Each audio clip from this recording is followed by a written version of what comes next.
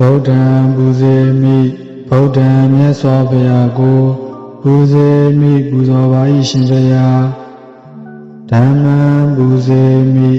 ဓမ္မံတရားတော်မြတ်ကိုပူဇေမိပူဇော်ပါ၏ရှင်ဘုရား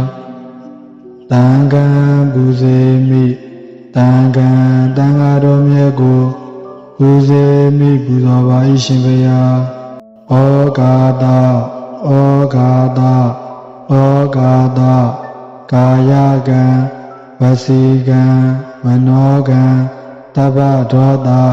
ခတ်သိမ်းသောအပြစ်တို့ကိုပျောက်ပါစေခြင်းအကျိုးငါပထမဒုတိယတတိယတစ်ကြိမ်နှစ်ကြိမ်သုံးကြိမ်မြောက်အောင်ဖရာယရဏတရားယရဏသံဃာယရဏ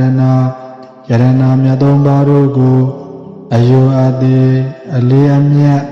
လက်ဆောင်မိုး၍ရှေခိုးပူဇော်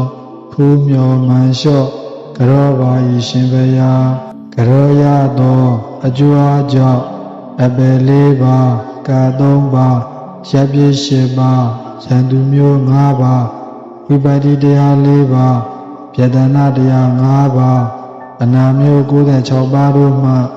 အခါခတ်သိမ်းကင်းလို့ငြိမ်းသည်ဖြစ်၍